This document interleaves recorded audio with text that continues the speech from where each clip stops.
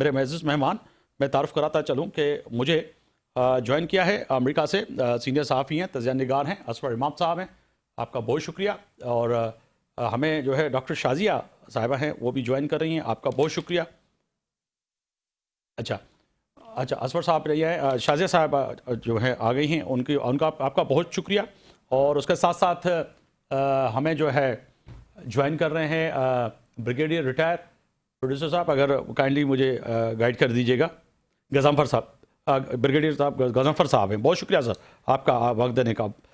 तीनों मेहमानों को खुशामदीद कहता हूँ। ब्रिगेडियर साहब, मैं आपसे आगाज़ करूँगा गुफ्तगू का।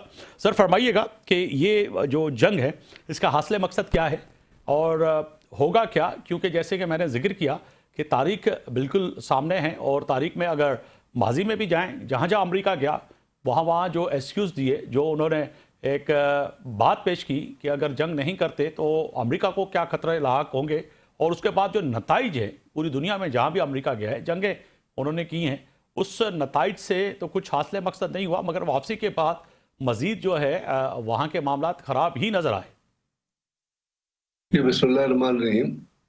असल में ये एक बेमकसद जंग है। जंग का मकसद कोई नहीं है।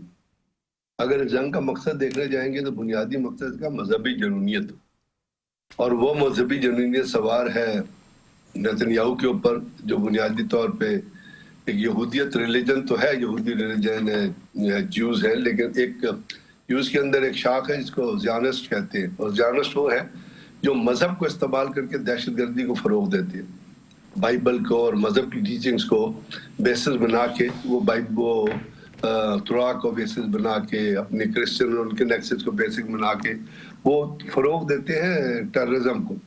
इसी तरह आपने देखा कि एक हाई ग्रेड क्रिश्चियन न्योकॉन क्रिश्चियंस है अमेरिका में, उनका भी मुसलमानों के खिलाफ एक बहुत बड़ा बाइस है और वो दहशतगर्दी को लेकर चलते हैं।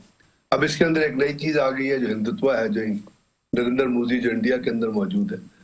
तो अब अगर तो आप मकसद की तरफ जाना चाहते हैं तो मकसद तो कल पेंटागन के अंदर, पेंटागन ने एक 90 मिनट्स की ब्रीफिंग दी है जी, डेमोक्रेट्स को, अपनी कांग्रेस के अंदर डेमोक्रेट्स को और रिपब्लिकन्स को, और वहां उन्होंने ये क्लैरिटी से बताया कि जी सीआईए ने 3 हफ्ते पहले एस्टिमेट्स पेश किए थे ट्रंप को कि जी अगर आप रिजीम चेंज करेंगे या आयतुल्लाह खमेनी साहब को शहीद टारगेट करेंगे, जो शहीद हो चुके हैं, अल्लाह उन्हें जन्नतुल फिरदौस में जगह दे, तो आप उसके बाद उससे भी हार्डर रिजीम आएगा और वहां पे लोग जो है वो यूनाइट हो जाएंगे और कोई रिजीम चेंज का चांस नहीं बचेगा। अब ये डोनाल्ड ट्रंप को ये एस्टिमेट्स बड़े क्लैरिटी से बता दिए गए थे। तो अगर तो इस गन का कोई मकसद, जैसे डोनाल्ड ट्रंप बार बार कह रहा है, डोनाल्ड ट्रंप एक करैक्टरलेस आदमी